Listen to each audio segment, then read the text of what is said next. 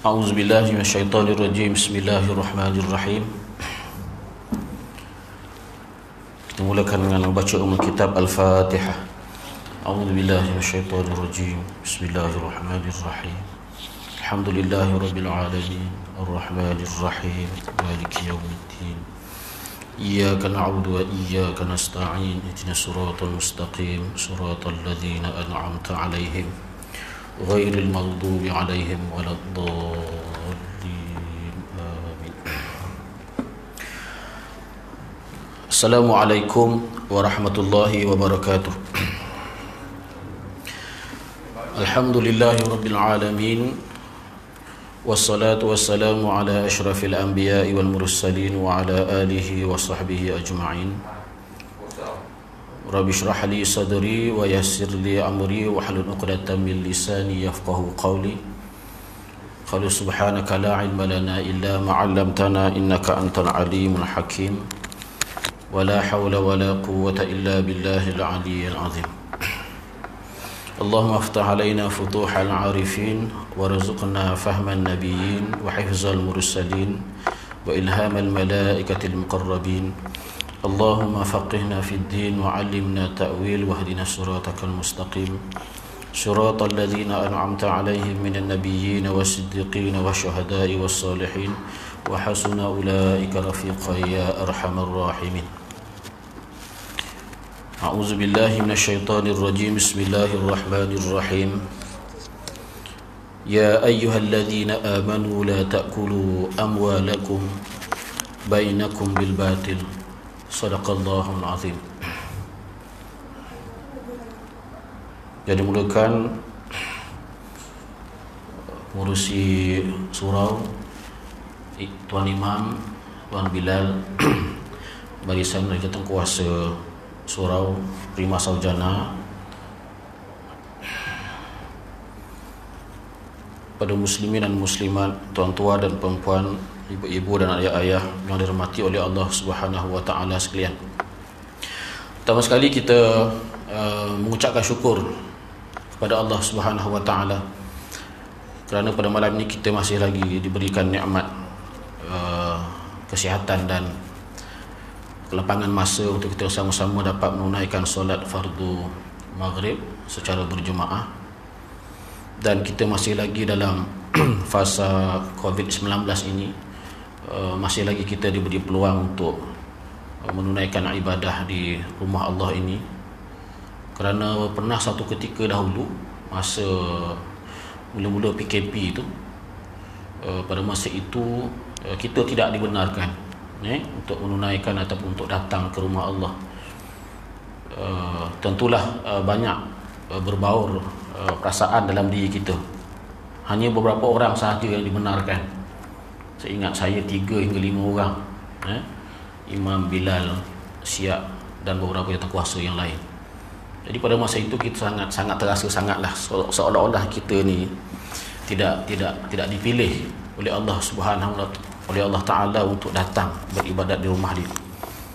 Jadi itu mungkin sebagai suatu muhasabah untuk diri kita, bahawa selepas kita diberi peluang dibuka untuk kita datang ke rumah Allah ini, maka manfaatkanlah masa dan usia yang ada itu untuk kita datang ke rumah Allah, bertandang ke rumah Allah, beribadah di rumah Allah, menuntut ilmu di rumah Allah, untuk kita mengimarahkan rumah Allah Subhanahu wa taala selagi usia dan hayat kita masih ada. Sebab peluang untuk kita nak beribadat di rumah Allah Ta'ala ini hanya diberi peluang kepada kita semasa hidup saja. Masa hidup saja. Kita lahir sampailah usia kita sekarang ni, mungkin ada yang 20 tahun, mungkin yang ada 30 tahun, mungkin yang ada 40 tahun, mungkin yang ada 50 tahun, 60 dan sebagainya. Yang Allah izinkan, yang Allah benarkan untuk kita nak datang ke masjid, nak datang ke surau, tempoh itu sajalah. Tempoh itu saja. Besok bila kita dah bertemu dengan Allah Subhanahu wa taala, berada di alam barzakh, kita tak ada peluang lagi dah. Bila kita dibangkitkan di mahsyar, kita tak ada peluang lagi dah. Pada masa inilah kita nak datang ke surau, nak datang ke masjid, nak menuntut ilmu, nak belajar, nak baca Quran, nak berzikir, nak berselawat, nak beristighfar, hanya diperuntukkan amal ibadat itu semasa hidup. Jadi oleh sebab itulah Nabi SAW mengingatkan kepada kita dalam sebuah hadis dua nikmat yang sering dilupakan oleh manusia, iaitulah nikmat kesihatan yang ada dan nikmat kelapangan masa. Jadi dalam usia dan waktu yang berbaki dalam kehidupan ini, marilah kita sama-sama berdoa kepada Allah Subhanahu Wa Taala, kita terus istiqamah, diberikan kekuatan, hidayah dan inayah serta taufiknya daripada Allah Ta'ala untuk kita dapat melaksanakan tugas kita sebagai seorang hamba-Nya.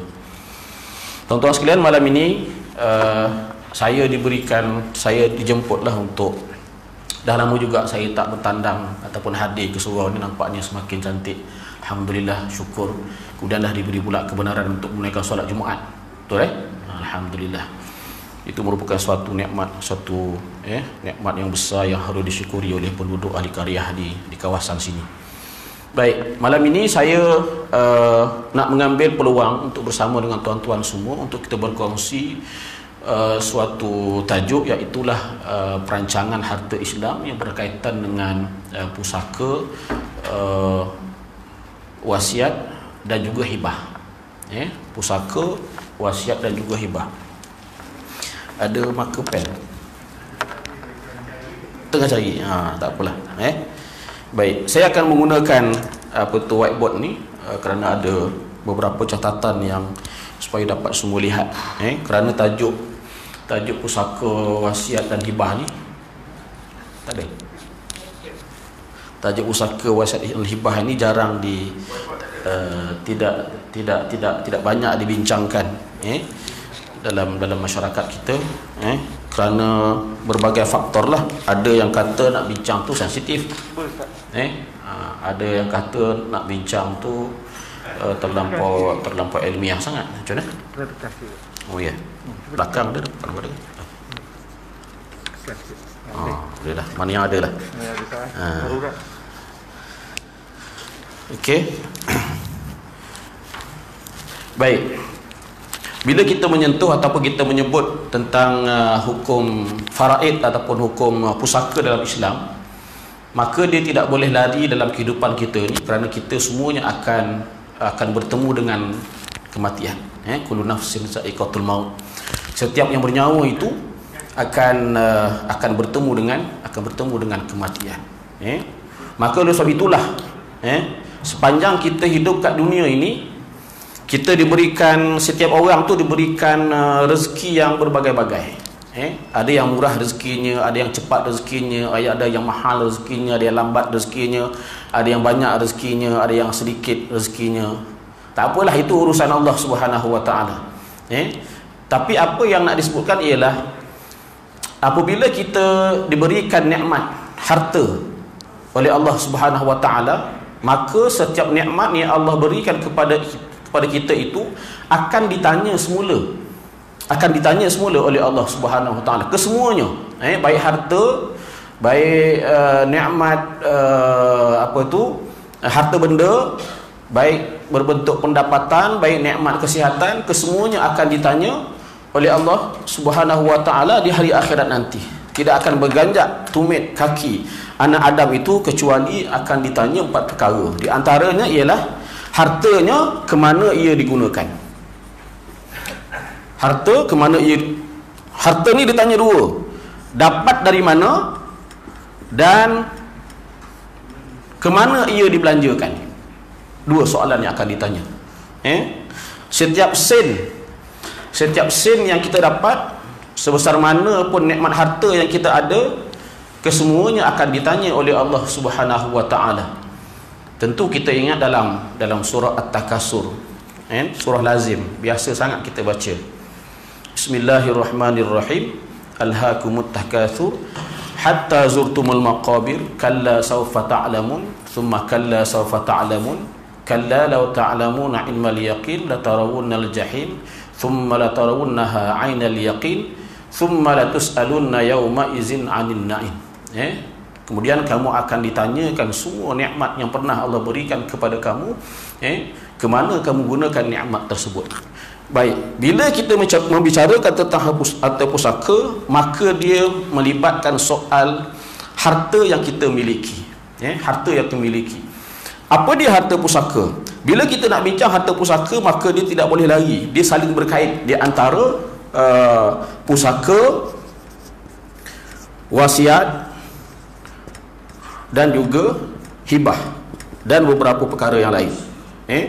Tiga instrumen ini dia saling berkait sebelum kita nak membicarakan tentang harta pusaka. Apa dia harta pusaka? Iaitulah harta yang dimiliki oleh seseorang semasa hidupnya, yang ditinggalkan kepada warisnya, iaitulah kepada waris-waris yang berhak.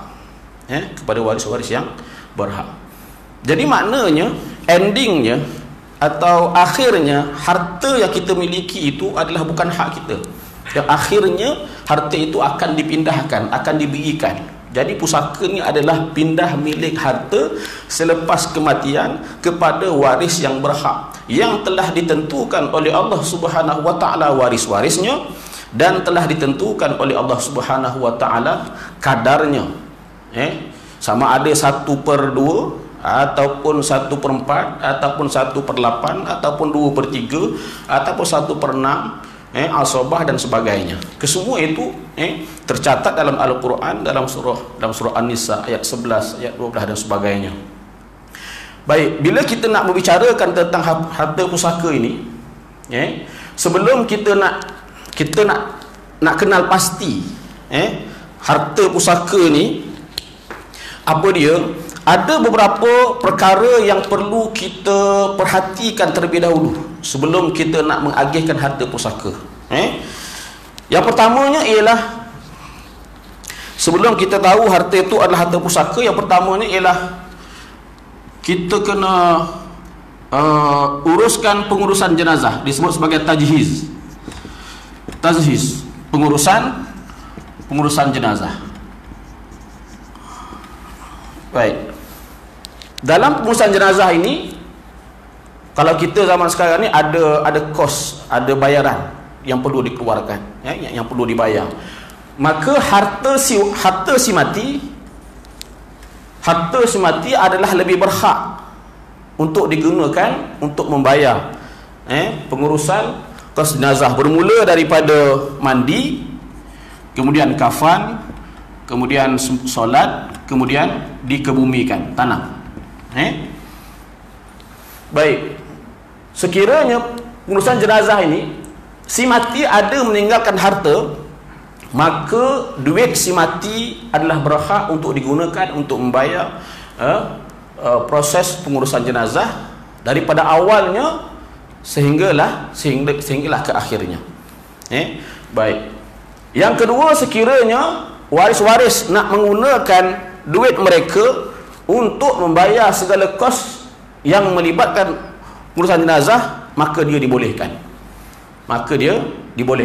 Sama ada dia menggunakan duit waris itu secara berbentuk kebajikan, mana dia tak claim semula, ataupun boleh juga diklaim semula, waris-waris ni keluar duit dulu dan claim semula dengan harta semati.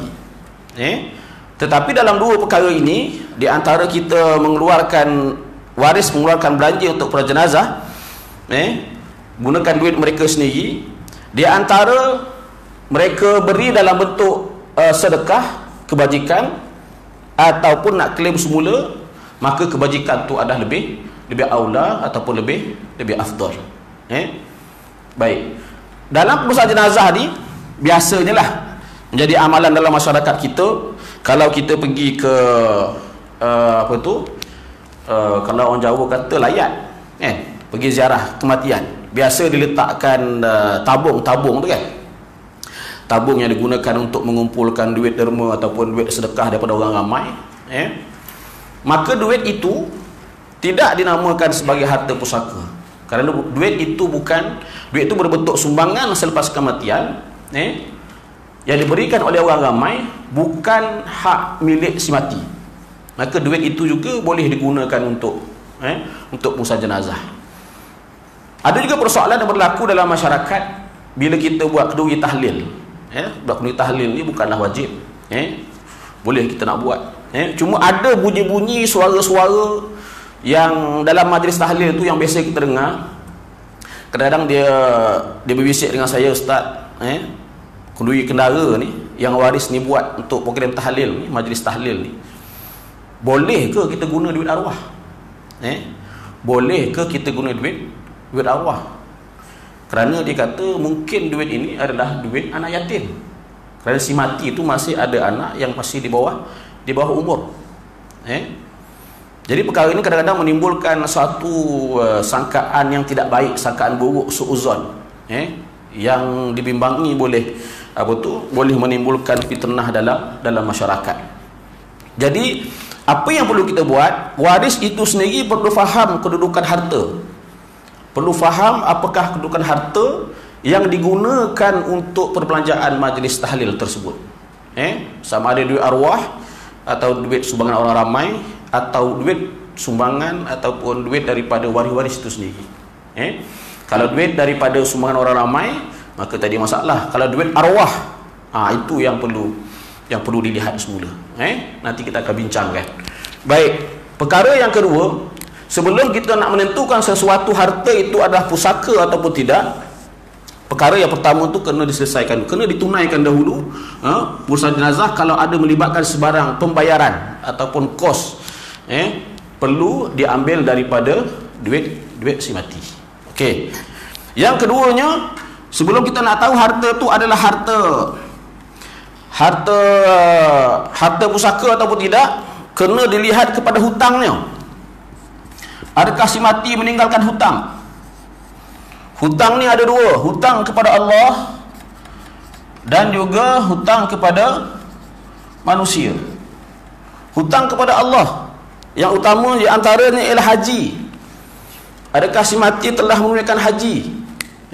Kalau dia belum menunaikan haji, maka hendaklah digunakan harta si mati ini untuk membuat badal haji.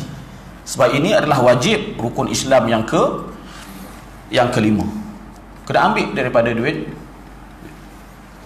si mati. Yang keduanya, kalau ada semasa arwah meninggal dunia ada lagi zakat yang belum ditunaikan, tak sempat. Zakat pendapatan ke, zakat perniagaan ke, zakat emas ke, semasa berlakunya kematian, dia mati itu ada beberapa kewajipan zakat harta yang belum ditunaikan lagi. Sedangkan harta itu telah pun cukup haul, telah pun cukup nisabnya, kadar dan juga tahunnya telah cukup. Bila dia meninggal dunia, dia tak sempat nak bayar, maka waris berkewajipan mengambil harta daripada si mati untuk menunaikan buat badal haji, kemudian untuk membayar zakat. Termasuk juga harta yang hutang kepada Allah ni ialah kafarah ataupun fidyah. Ada orang yang sebelum kematian tu dia sakit lama, sakit yang teruk menyebabkan dia tak boleh nak berpuasa, tak boleh nak buat banyak ibadat. Jadi di sana ada beberapa hukum yang dikenakan fidyah. Maka waris kena ambil tahu, kena berbincang sesama waris, buat catatan, buat rekod. Mak atau ayah ke ataupun sesiapa sahaja, adik ke abang ke, sepanjang tempoh dia sakit itu, berapa hari dia meninggalkan puasa dan berapa lama dia telah, berapa tahun dia tak sempat dia nak qada, maka di sana ada dikenakan fidyah. Ada kadar-kadarnya tertentu. Maka fidyah ini, hutang-hutang ini lebih aula ataupun lebih utama dibayar, diambil daripada harta arwah. Baik, kita belum lagi dapat dikatakan harta pusaka yang sebenar, sehinggalah hutang ini dilunaskan. Begitu juga dengan manusia, apa-apa hutang. Oleh sebab itulah Allah Subhanahu Wa Taala dalam ayat yang terpanjang tadi dalam surah Al-Baqarah, cerita tentang berkenaan dengan hutang. Maka lunaskanlah hutang, ambil daripada duit arwah ni untuk membayar hutang kepada manusia ataupun kepada sesiapa sahaja. Okey. Yang ketiganya ialah wasiat. Ada ataupun tidak semasa hayatnya arwah ataupun si mati ini melakukan wasiat. Apa dia wasiat? Wasiat ni ialah ikrar, ataupun hasrat dia nak memindah milik ataupun nak memberi harta dia selepas kematian.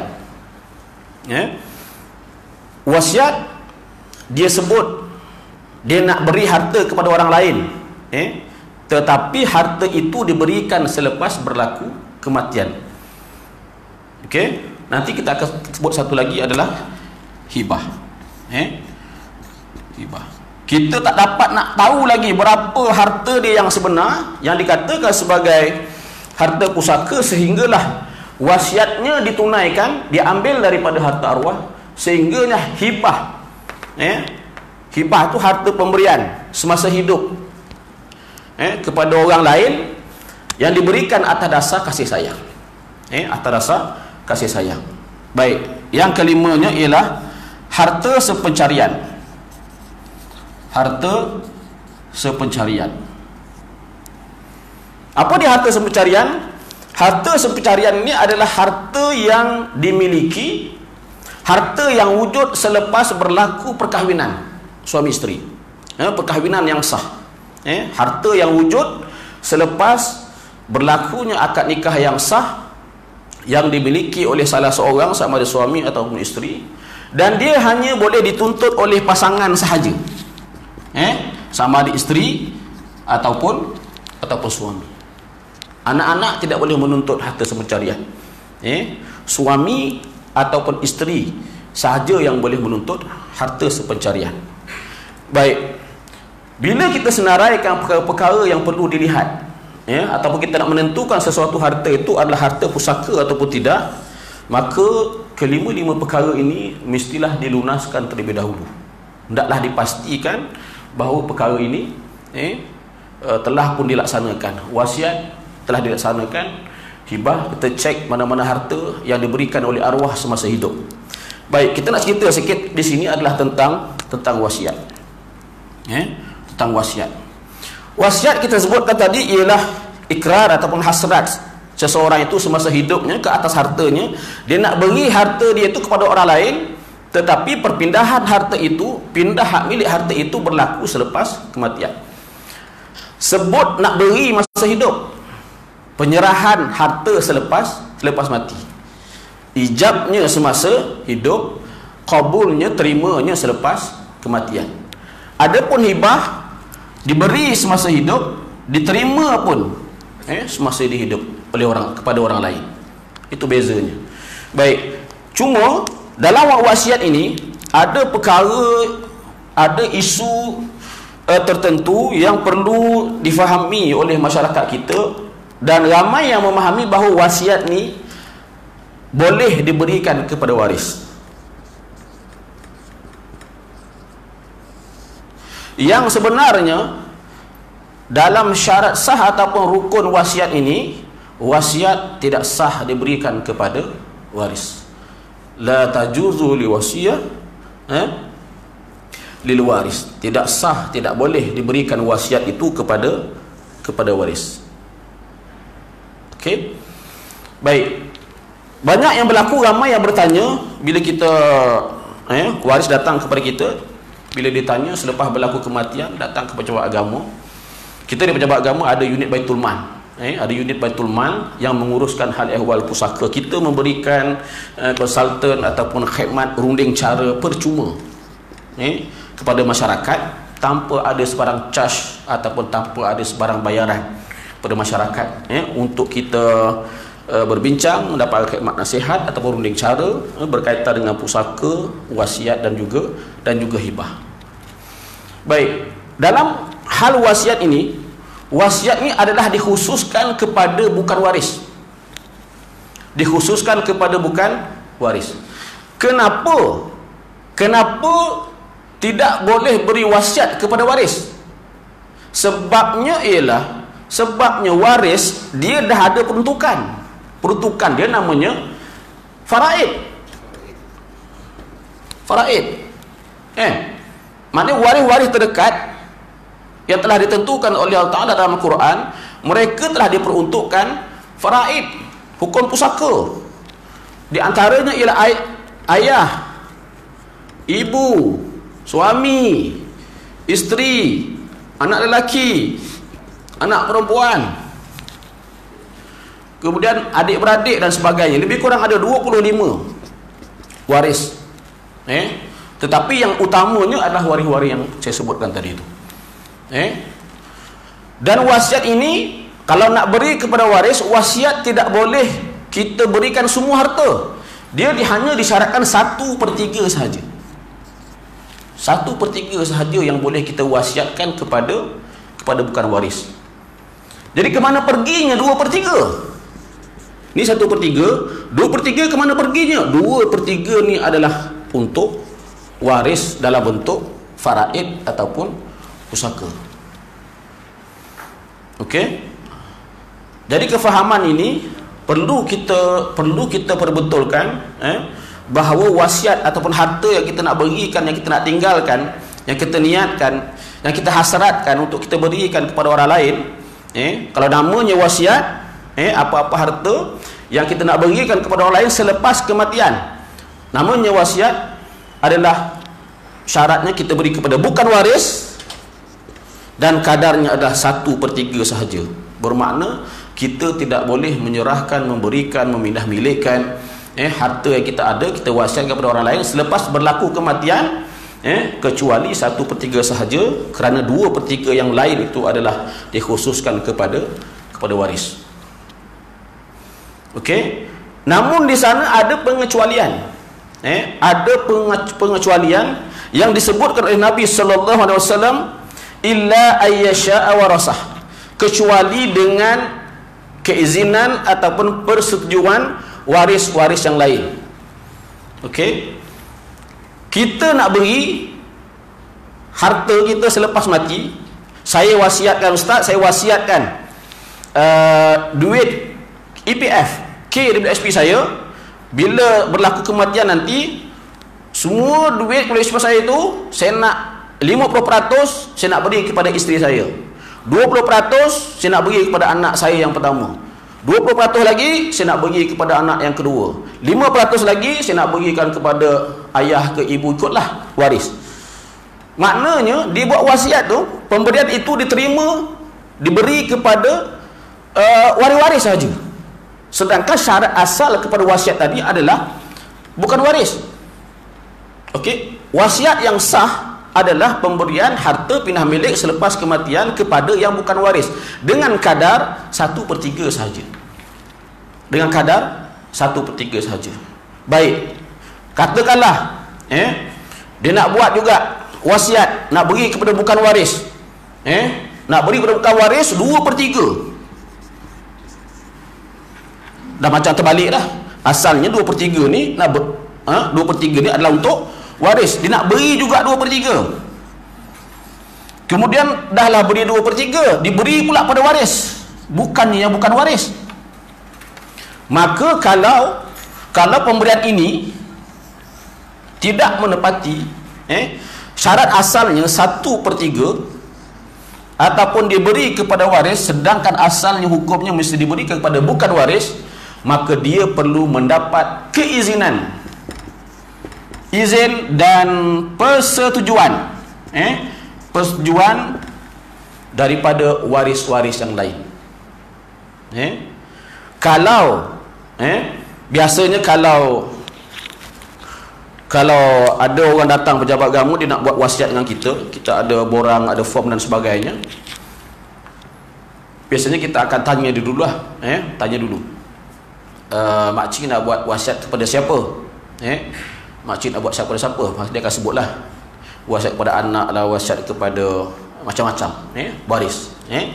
Jadi makcik nak buat kadar berapa banyak makcik nak buat wasiat tu. Ada yang nak buat 1/3, ada nak buat 2/3, ataupun nak buat wasiat 3/3.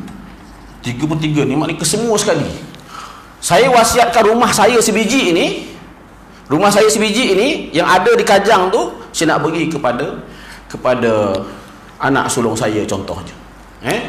Baik, kalau itu berlaku, maka perlu mendapat izin daripada waris-waris selepas berlaku kematian. bukan semasa hidup memberi wasiat.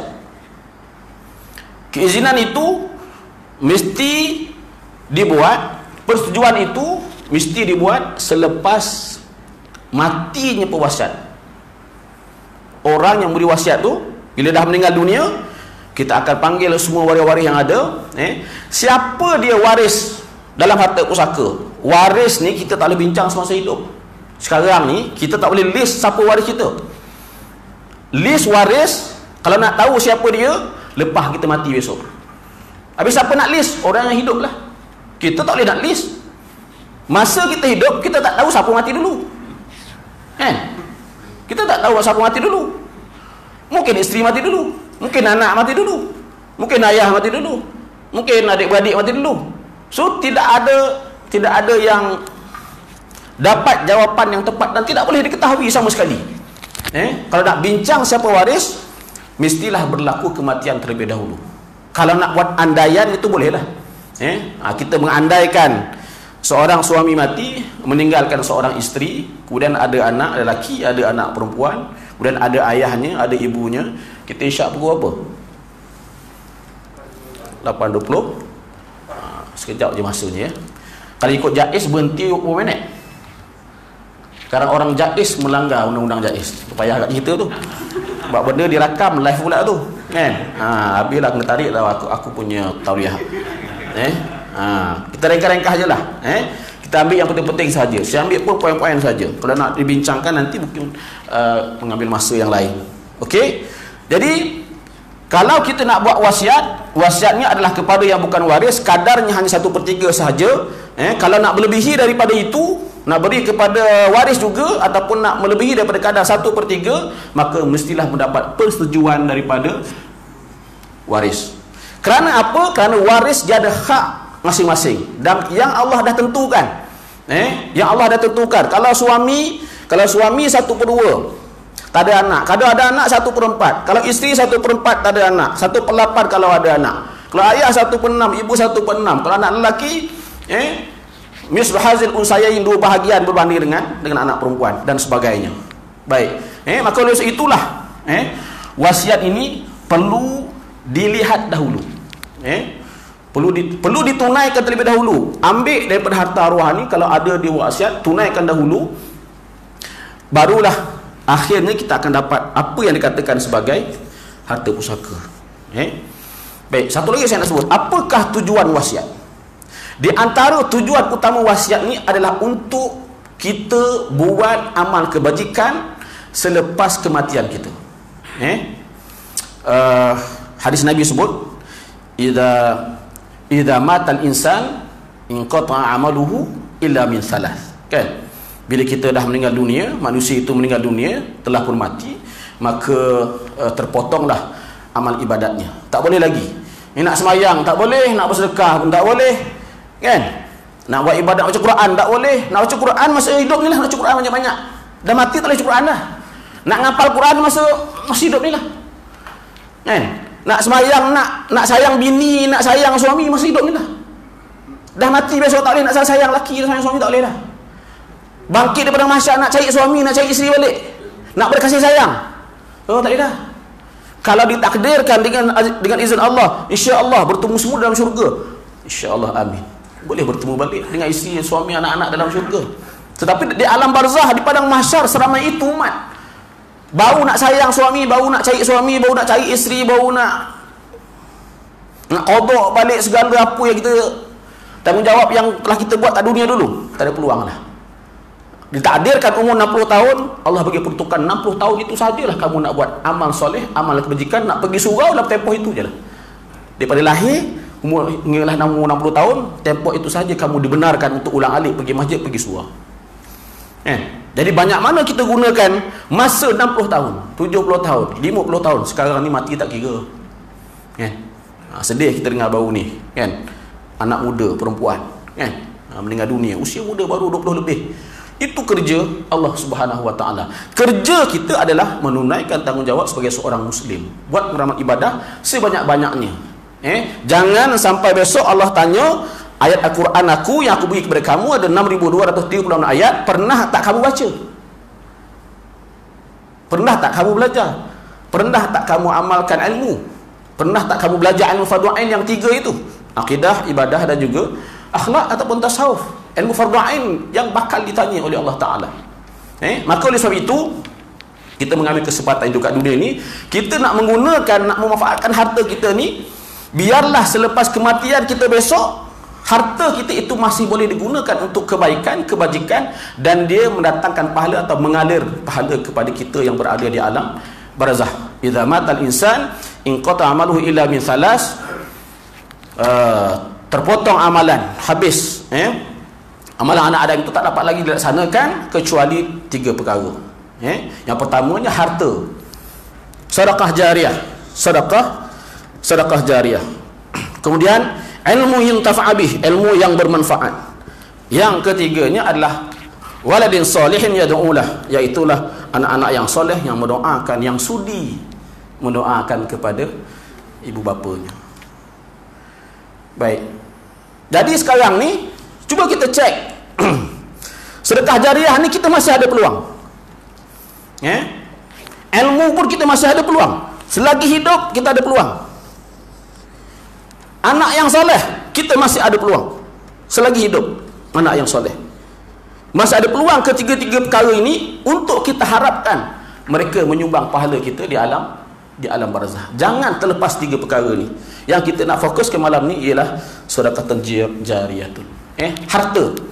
Harta yang ada ini kita manfaatkan. Jadi boleh kita wasiatkan, pesanan saya dalam kes wasiat ini, harta ni kepada waris kita ataupun kepada yang bukan waris, biarlah ada sedikit kita, kalau boleh banyak, kita peruntukkan wasiat itu untuk kita tinggalkan buat kebajikan untuk diri kita. Bukan salah kita nak beri harta itu kepada anak-anak semua. 50% kita bagi rumah, kita bagi kereta, kita nak hibahkan. Kereta kita nak hibahkan, rumah nak wasiat, tanah, apa semua kan. Jadi apa yang tinggal untuk kita? Yang harta itu boleh menyumbang pahala kepada kita. Contoh, boleh kita peruntukkan, kalau kita ada akaun tabung haji, ni contoh sajalah. Kita ada akaun tabung haji, katakanlah ada 60,000. Ni contoh saja. Kalau biasanya kalau orang wasiat, dia tak sebut angka-angka ni, biasa dia akan sebut persen. Ustaz, saya nak buat wasiat, dia tulislah dalam borang tu 50%, tak kira lah daripada harta yang berbaki yang ada semasa saya mati, 50% ni kan saya nak bagi kepada isteri contohnya kan, 20% nak bagi kepada anak-anak semua, bagi-bagilah 5 orang tu. Yang berbaki ni 20% saya nak buat saya nak minta waris saya nanti ataupun minta kepada MAS, kita lantik MAS sebagai pentadbir dalam wasiat itu untuk wakaf. Carilah mana-mana masjid ataupun surau ataupun tempat-tempat ibadat agama yang sedang dibina, kita niatkan wakaf daripada harta kita ni. Kenapa kita buat wasiat sekarang? Kenapa kita buat wasiat sekarang? Kerana mati itu bila-bila masa. Tu sebab tak boleh tangguh-tangguh. Ada klien jumpa kita, bulan ni niat nak wasiat, tangguh bulan depan dia meninggal dunia. Jadinya wasiat itu jadi wasiat lisan, tidak berdokumen. Bila wasiat lisan, payah. Kalau ada kerjasama dan anak-anak yang boleh memahami, tak apa. Ni anak pun jenis RM, payah kan? Mana buktinya Ustaz? Dulu ada mak kau datang pejabat agama, dia datang dengan adik kau, adik dia mengadulah. Ada datang pejabat agama dia ada sebut benda-benda ni, 50% ni dia nak bagi pada rumah anak yatim, yang ni dia nak infak, nak buat wakaf, nak buat masjid yang sedang dibina ni kan. Siapa hamba Allah yang sedekah 1 juta tu kan, Allahu Akbar, jariah yang sangat besar, mengalir pahalanya. Okey.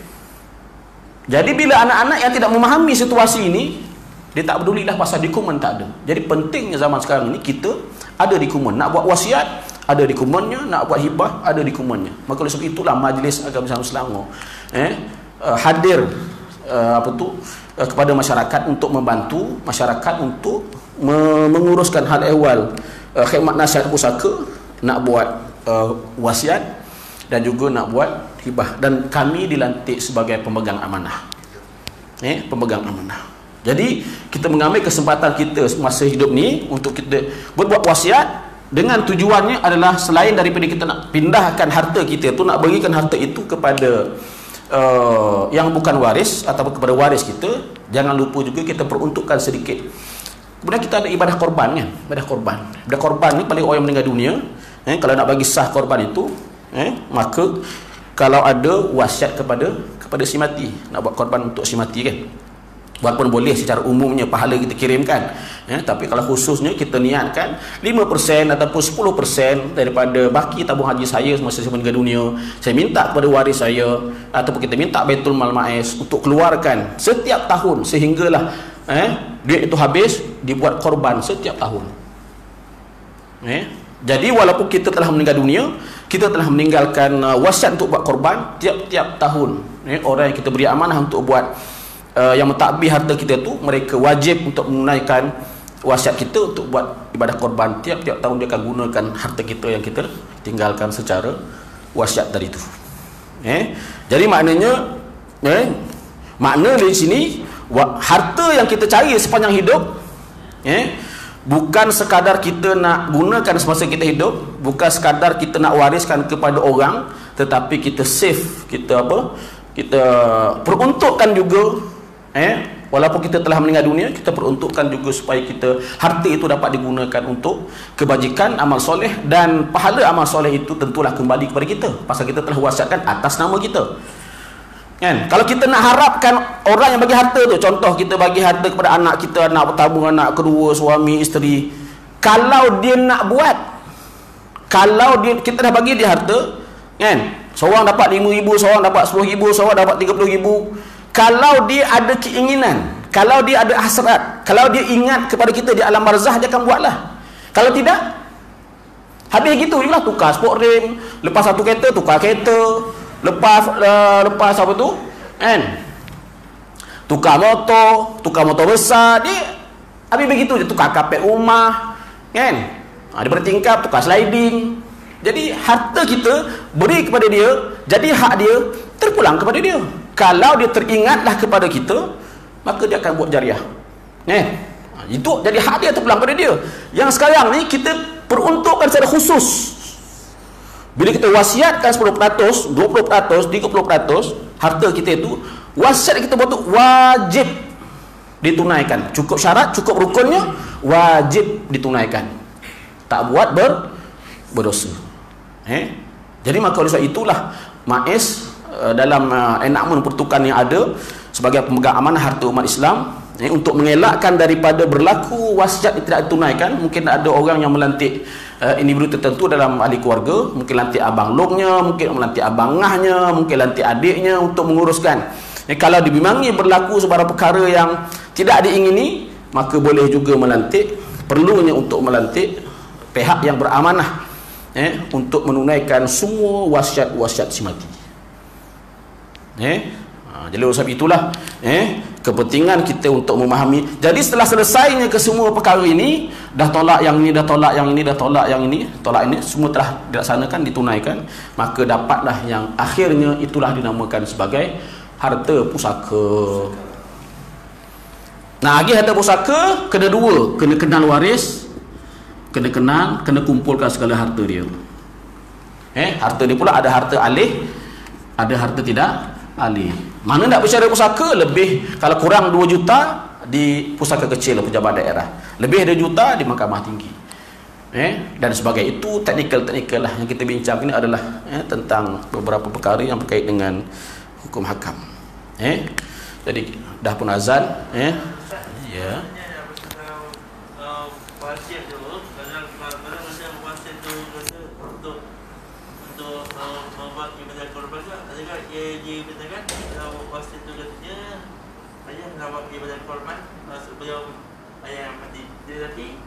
Jadi adanya sudah penjiwa, adakah boleh diterima korban?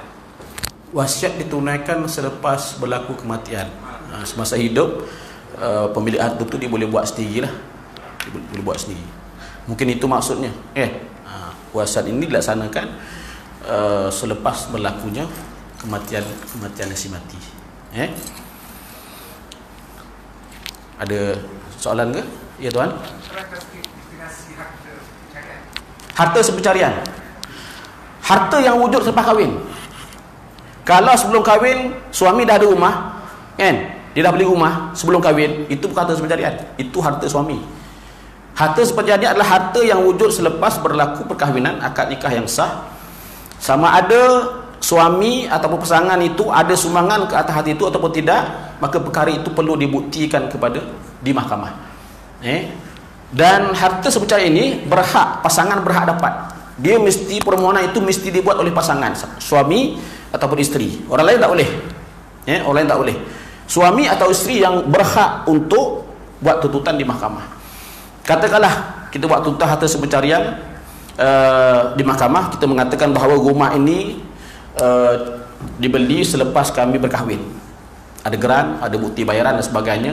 Dan saya pernah menyumbang, berkongsi duit untuk membayar, ataupun rumah ini suami saya bekerja dan saya lah yang menjaga rumah, saya yang bersihkan, saya yang besarkan anak dalam rumah ni dan sebagainya. Itu di antara bukti-bukti sumbangan yang boleh disebut kepada mahkamah, yang membolehkan si isteri itu mendapat sebahagian, paling tidak 50% dia dapat harta daripada tuntutan harta sepencarian.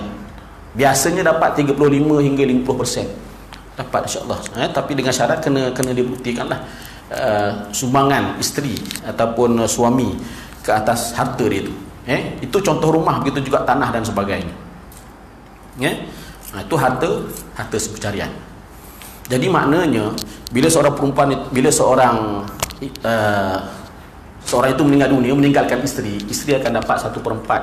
Kalau tak ada anak 1/8. Kalau ada anak. Selain daripada yang ini, dia boleh juga buat tuntutan yang ini. Jadi 1/8 tambah dengan harta pencarian. Sebenarnya sini yang ramai yang tak tahu sebenarnya. Nanti biasanya dia akan kembali pada faraid je lah. Bila faraid, dia boleh makan banyak pihak. Dan pembagian harta itu semakin mengecil. 1/2, 1/8, kemudian barulah dapat. Kalau diserahkan ataupun kita kembali pada faraid, maka isteri akan dapat ni je lah. Dia tak dapat lebih. Jadi nak dapat lebih tu, di antaranya ialah boleh buat wasiat, ataupun boleh buat hibah. Hibah ni kita beri harta pada orang lain semasa hidup. Hibah ni boleh beri kepada sesiapa sahaja. Waris boleh, bukan waris boleh, dan tidak ada kadar-kadar tertentu. Tidak disyaratkan kadar tertentu, 1/3 ke 2/3 ke, bebas nak bagi berapa. Saya nak cumanya hibah ni dibagi terus. Dia tidak syarat kematian. Saya nak bagi motor saya kepada anak saya. Terus tukar nama langgaran. Terus tukar nama langgaran, tukar nama anak. Jadi hak milik dia. Bila anak tu meninggal dunia, motor tu jadi pusaka siapa? Pusaka anak. Pasal kita dah buat hibah semasa hidup pada dia. Jadi dah milik, jadi hak milik anak. Kalau kita meninggal dunia, motor tu tak jadi pusaka. Pasal kita dah berikan harta itu kepada anak. Itu bezanya. Kesimpulannya ialah pusaka, harta yang kita beri selepas kematian, kadar tertentu, waris tertentu. Wasiat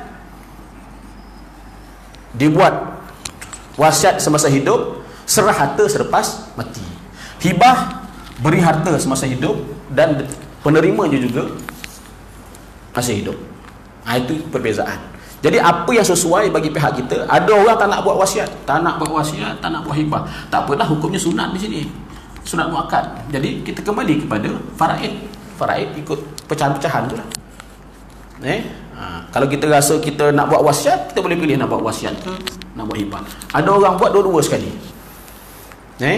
Utamanya kalau ada anak angkat. Anak angkat bukan waris. Jadi boleh buat hibah, boleh buat wasiat. Kalau cerita pengalaman tu banyak juga tuan-tuan. Satu kisah seorang anak angkat dihalau daripada rumah si mati. Padahal daripada kecil dibela oleh arwah ayah dia, tetapi anak-anak ni dia tak dapat nak terima yang si anak angkat itu untuk terus duduk di situ. Maka dihalaunya anak angkat ni. Anak angkat tak ada buat apa lah. Pasal dia tidak boleh dapat harta pusaka. Arwah pun tak buat wasiat, arwah pun tak buat hibah. Jadi maknanya nak tak nak, dengan rasa sedih, dengan pilunya, dengan apanya, padahal anak angkat inilah daripada ayahnya sakit sampai bawa kepada kematian, di saat tuanya bawa kematian, anak angkat yang jaga. Anak-anak yang lain ada rumah sendiri, jadi anak angkat tu jaga. Akhirnya anak ini dihalau oleh waris-waris mati. Jadi ini sedihlah. Jadi kalau kita ada sedikit kefahaman, walaupun ringkas pada malam ini, sekurang-kurangnya dapatlah kita fikirkan selepas ini apa yang perlu kita buat ke atas harta kita, sama ada pusaka, wasiat ataupun hibah. Mungkin pertemuan kita hanya ringkas pada malam ini. Selepas daripada pertemuan ini, bolehlah kita nak berbincang ke, nak bertanya, nak telefon, nak berwhatsapp. Dan kami di unit Baitul Mal, Pejabat Agama Ulangan, bersedia untuk memberikan khidmat percuma.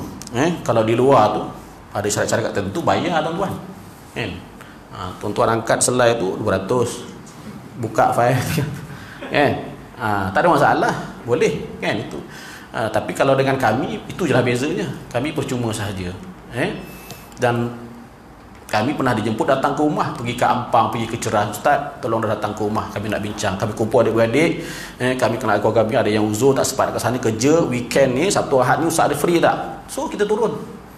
Tak bayar pun, saya yang bayar tol tu. Tol saya bayar, minyak sisi sendiri. Pasal kita di majlis hanya bersifat kebajikan, nak tolong masyarakat orang Islam. Kalau tidak, siapa lagi? Dan kami tidak bersifat bisnes, bukan bersifat perniagaan, bukan bersifat keuntungan, bukan bersifat mengaut keuntungan. Hanya kalau ada fee pun, yuran-yuran tertentu tu adalah dengan kadar yang sangat minima, yang munasabah dan mampu semua lapisan masyarakat, baik orang biasa, sederhana ataupun orang yang kaya.